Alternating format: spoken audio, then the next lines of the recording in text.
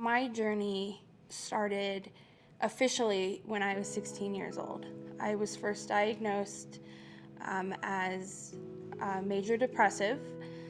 It actually happened to be the wrong diagnosis. We didn't figure this out until I turned 18 years of age and I was hospitalized for the second time. It's my older sister who suffers from anxiety and depression. She completely isolated from everyone. She stopped going to school. My parents always realized I kind of had some behavioral problems. My dad was undiagnosed bipolar until his late 40s. I personally have been dealing with mental illness since 2003. I ignored it for 10 years. At the age of 19, I was very depressed and I had multiple suicide attempts and multiple hospitalizations.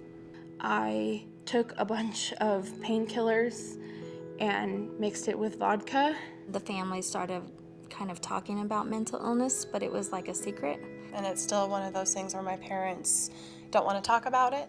When I realized that my son was being diagnosed with a mental illness, I made a decision that I didn't want it to be a little secret. I wanted him to know that he could live his life and not be ashamed of something he couldn't control. My mother, during the dark time, contacted Nami because she had no idea what was going on. I had a coworker who had a son with mental illness and talked to me about Nami. I reached out to Nami and signed up for the basics class. I met parents who were from different classes and races, and they were talking about the same things that I was talking about. Nami has supported me. They have lifted me up higher than I ever thought I could possibly go. I love Nami. Nami has been such a great experience. The differences that I've seen in people's lives with Nami is clear. They seem so much brighter. I feel motivated to spread the word that mental illness is not something that we should be ashamed of. We shouldn't feel like we can't talk about mental illness. No, you're still a human even if you have a mental illness. It's a part of who you are, but it doesn't define who you are. It's just a part of your life, just like physical health, that you need to take care of and embrace.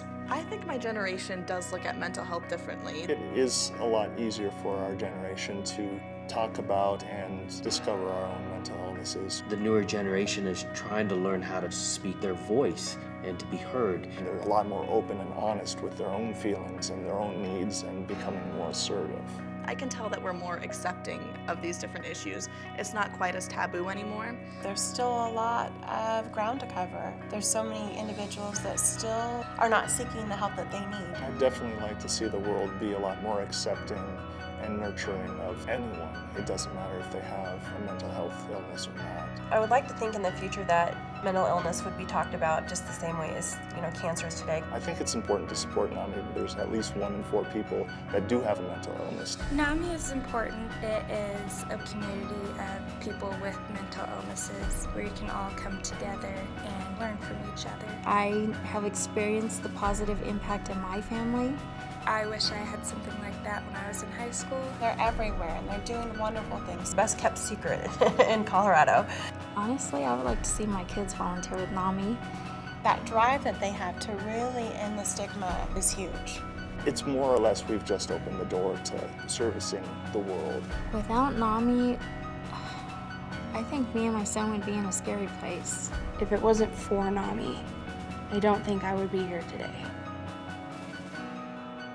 My name's Sinead Johnson. I'm Emily Brady. I am Holly Nicole Miller. My name is Ben Ridge and I am a Nami volunteer.